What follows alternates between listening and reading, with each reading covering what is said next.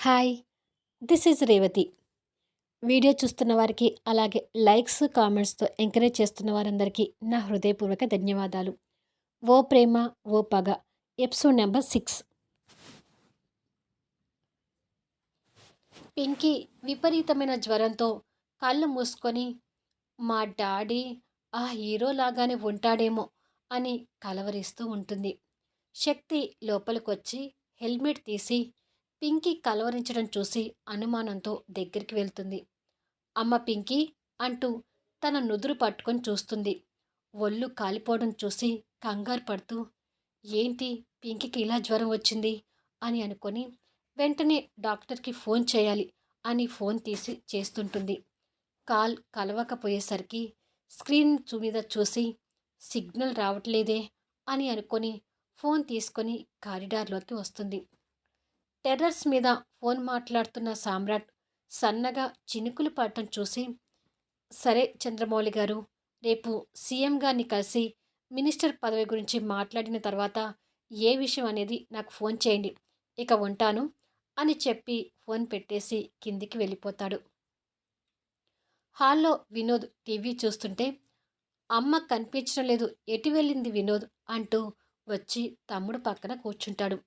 గుడికి వెళ్ళి అటు నుంచి అటు అక్క వాళ్ళ ఇంటికి వెళ్ళొస్తానని చెప్పింది అన్నయ్య, ఈ టైంకి వస్తుండాలి అంటాడు వినోద్. వీళ్ళు మాటల్లో ఉండగానే అరుణ్ రాజశ్రీని కారులో ఇంటి ముందు డ్రాప్ చేస్తాడు. జాగ్రత్తగా వెళ్ళు అరుణ్ అంటుంది రాజశ్రీ. అలాగే అత్తయ్య అని చెప్పి అరుణ్ కారు స్టార్ట్ చేసుకుని వెళ్ళిపోతాడు. రాజశ్రీ లోపలికి వెళ్ళబోతూ కారిడార్లో శక్తి ఫోన్ మాట్లాడడం చూసి ఆగిపోతుంది. పాపకి ఒళ్ళు బాగా కాలిపోతుంది డాక్టర్, చాలాసేపు నుంచి మీ ఫోన్ కోసం ప్రయత్నం చేస్తున్నాను అంటుంది శక్తి. రాజశ్రీకి కూడా ఆ మాటలు వినిపించి, అయ్యో పాపకు జ్వరం వచ్చిందా, సామ్రాట్ ఆ పసిపాప మీద గయ్యమ్మన్నందుకు పింకీ భయపడి జ్వరం తెచ్చుకుందేమో అని అనుకుంటుంది కంగారు పడుతూ. నేను లోకల్లో లేనమ్మా, ఉంటే వెంటనే వచ్చేవాణ్ణి అంటూ అటు నుంచి డాక్టర్ మాటలు వినిపిస్తుంటాయి. శక్తి అలా మాట్లాడుతుండగానే పటపట వర్షం కూడా పెద్దదైపోతుంది. డాక్టర్ లేడు అనగానే శక్తి ఇంకా కంగారు పడుతుంటుంది. పసిపిల్లలకు జ్వరం వస్తే అసలు నిర్లక్ష్యంగా ఉండకూడదమ్మా, నువ్వు పాపను తీసుకొని ఇంకా ఏ డాక్టర్ దగ్గరికైనా వెళ్ళిరమ్మా అని చెప్పి డాక్టర్ ఫోన్ పెట్టేస్తాడు. శక్తి ఆ వర్షాన్ని చూసి భయపడుతూ, వర్షంలో బైక్ మీద పింకీని తీసుకొని ఎలా వెళ్ళాలి, క్యాబ్ అయినా ట్రై చేస్తాను అని క్యాబ్ కోసం ప్రయత్నిస్తుంటుంది. రాజశ్రీ వర్షానికి పవిట కొంగుని తల మీద కప్పుకొని పైనున్న శక్తిని చూస్తూ, పింకీకి జ్వరం బాగా ఉందమ్మా, డాక్టర్ వస్తానన్నాడా అని అడుగుతుంది. లేదండి, మాకు తెలిసిన డాక్టర్ అవుట్ ఆఫ్ స్టేషన్, నేనే పింకీని హాస్పిటల్కి తీసుకువెళ్ళాలి, క్యాబ్ కోసం చూస్తున్నా కూడా క్యాబ్స్ అవైలబుల్గా లేవు అంటుంది శక్తి. మాకు తెలిసిన పిల్లల డాక్టర్ దగ్గరలోనే ఉన్నాడమ్మా, ఉండు, మా వినోద్ని పంపించి డాక్టర్ని వెంట పెట్టుకొని తీసుకొని రమ్మంటాను, పింకీ గురించి నువ్వేమీ కంగారు పడకు అని చెప్పి ఫాస్ట్గా లోపలికి వెళ్తుంటుంది. త్వరగా డాక్టర్ని తీసుకొస్తుని వస్తే బాగుండు అంటూనే మళ్ళీ ఓ పక్క శక్తి క్యాబ్ కోసం ప్రయత్నం చేస్తుంటుంది. రే వినోద్ అంటూ రాజశ్రీ కంగారుగా వస్తుంటే సామ్రాట్, వినోద్ ఆ కంగారుకి ఇద్దరు ఆశ్చర్యపోతూ, ఏమైందమ్మా అంటూ లేచి ఇద్దరు ఒకేసారి అడుగుతారు. రాజశ్రీ వాళ్ళ దగ్గరికి వచ్చి సామ్రాట్ని కాస్త కోపంగా చూసి, ఒరే వినోద్, ఎదురింటి ఆ పాపకి బాగా జ్వరంగా ఉందంట, పాపం ఆ తల్లి బాగా భయపడుతుంది, తను సింగిల్ పేరెంట్, డాక్టర్ కోసం ప్రయత్నం చేస్తున్నా డాక్టర్ దగ్గరలో లేడని చెప్పాడంట, అర్జెంటుగా నువ్వు వెళ్ళి మనకు తెలిసిన పిల్లల డాక్టర్ ఉన్నాడు కదా, ఆ డాక్టర్ని వెంట పెట్టుకొని తీసుకొనిరా అని చెప్తుంది. అయ్యో పాపం, పాప ఉదయం బయటకొచ్చి ఆడుకుంది అన్నావు కదమ్మా అని అడుగుతాడు వినోద్. అప్పుడే కదా మీ అన్న ఆ పాప మీద గయ్యమని లేచింది, పాప భయపడి జ్వరం తెచ్చుకుందట్టుంది, పాప గురించి తలుచుకుంటేనే భయంగా ఉంది, ఆలస్యం చేయకుండా త్వరగా వెళ్ళిరా అంటూ తొందర పెడుతుంది. అలాగేనమ్మా అంటూ వినోద్ కార్ కీస్ తీసుకొని ఫాస్ట్గా బయటకు వస్తాడు. కారిడార్లో ఉన్న శక్తి క్యాబ్ కోసం ప్రయత్నం చేసి విసిగిపోయి ఆశగా ఆ ఎదురింటి వైపే చూస్తుంటుంది. వినోద్ ఆ వర్షంలో తడుస్తూ బయటకొచ్చి కారిడార్లో ఉన్న శక్తిని మొదటిసారి చూస్తూ, హాయ్ అండి, నేను వినోద్ని. మీరేమీ భయపడకండి. వెంటనే నేను డాక్టర్ని తీసుకుని వస్తాను అని చెప్తాడు. పోనీ నేనే నా కూతుర్ని తీసుకుని రమ్మంటావా వినోద్ అని అడుగుతుంది శక్తి. వద్దండి, ఈ చల్లదనానికి పాపని బయటకు తీసుకొస్తే ఇంకా డేంజర్ అవుతుంది. నేను వెంటనే డాక్టర్ని తీసుకుని వస్తాను కదా అని చెప్పి కారు స్టార్ట్ చేసుకొని వెళ్ళిపోతాడు.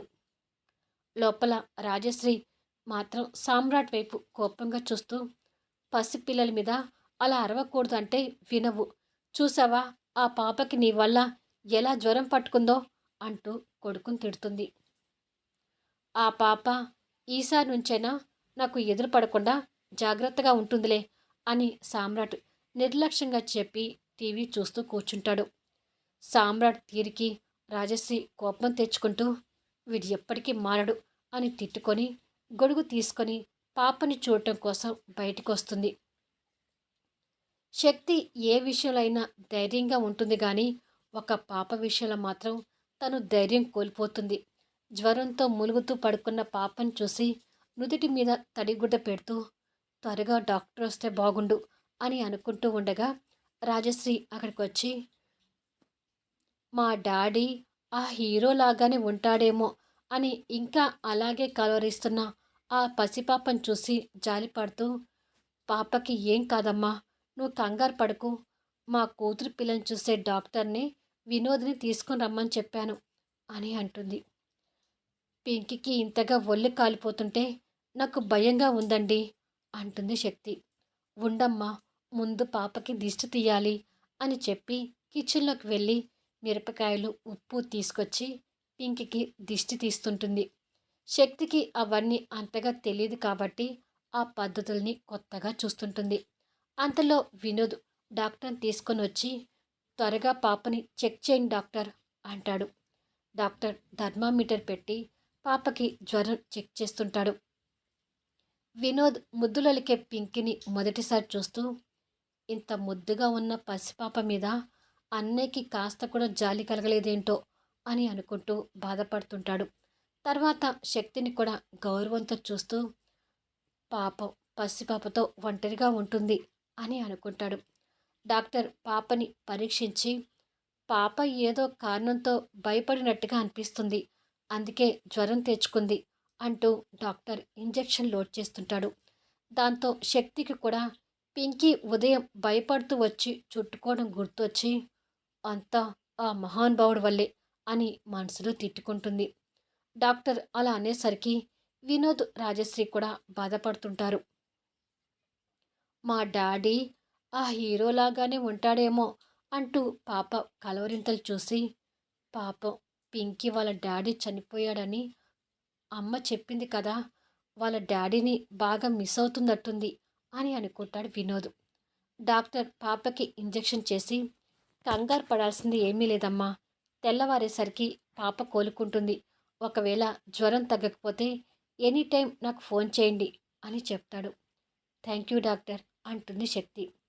పాప లేచాక ఏదైనా సాఫ్ట్ డ్రింక్ తాగించండి అని చెప్పి డాక్టర్ వెళ్ళడానికి రెడీ అవుతాడు. నువ్వు పింకీకి జ్వరం తగ్గే వరకు ఇక్కడే ఉండమ్మా, నేను డాక్టర్ని పంపించొస్తాను అంటాడు వినోద్. సరే సరే వినోద్ అంటుంది రాజశ్రీ. వినోద్ డాక్టర్ బయటికి వెళ్ళిపోతారు.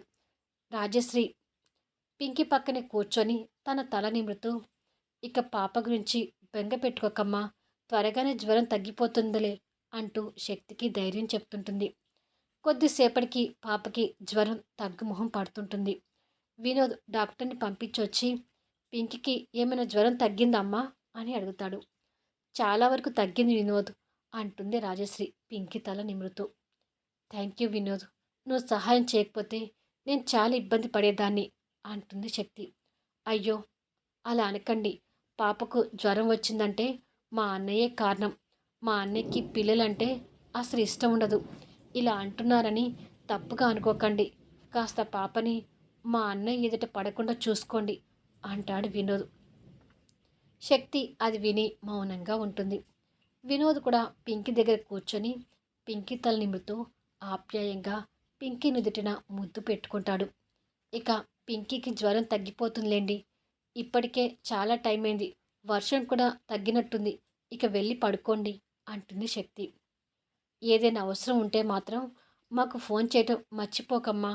ఏ టైం అయినా సరే మా వినోద్ నీకు సహాయంగా ఉంటాడు అని రాజశ్రీ నమ్మకంగా చెప్పి వినోద్ని తీసుకుని వస్తుంది. రాజశ్రీ వినోద్ వచ్చేసరికి సామ్రాట్ అప్పుడే భోజనం పెట్టుకుంటూ ఉంటాడు. అంతా వీడ్ చేయబట్టే అని రాజశ్రీ మళ్ళీ సామ్రాట్ తిడుతుంటే, పింకికి జ్వరం తగ్గింది కదమ్మా, ఇంకా అన్నేని ఏమీ అనకు, నువ్వు వెళ్ళి పడుకో అంటూ తల్లిని రూమ్లోకి పంపిస్తాడు. సామ్రాట్ వాళ్ళ మాటలు వింటూనే పట్టించుకోకుండా భోజనం చేస్తుంటాడు. పిల్లల విషయంలో నువ్వు కాస్త మారితే మంచిదన్నయ్యా అంటాడు వినోద్. అప్పటి వరకు కాస్త శాంతంగా ఉన్న సామ్రాట్ కోపంగా ప్లేట్లో చేయి కడిగి, నువ్వు నాకు చెప్పేటంత వాడివి అయ్యావా అంటూ తమ్ముడి మీద ఎగురుతాడు.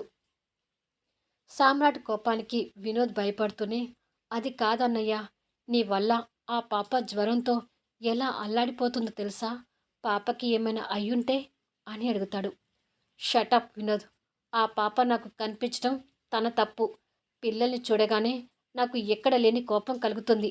ఆ కోపంలో నేనేం చేశానో నాకే తెలీదు. ఈ విషయం గురించి నువ్వు అమ్మ అక్క బావ ఎంతమంది వాదించినా నేను మారలేను అని చెప్పి సామ్రాట్ వెళ్ళిపోతాడు. సామ్రాట్ ప్రవర్తనకు వినోద్ బాధపడుతూ అక్కడ సోఫాలో కూర్చొని పోతాడు.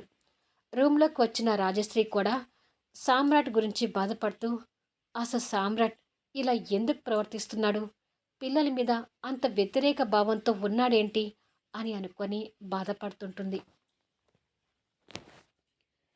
కొంతమంది ఈ సీరియల్లో హీరో ఎవరు అంటూ కామెంట్ చేస్తున్నారు. ఆల్రెడీ హీరో ఎవరు అనేది మీకు హింట్ ఇచ్చాను. కాకపోతే ఆ హింట్ మీరు ఇంకా గుర్తించలేదట్టుంది.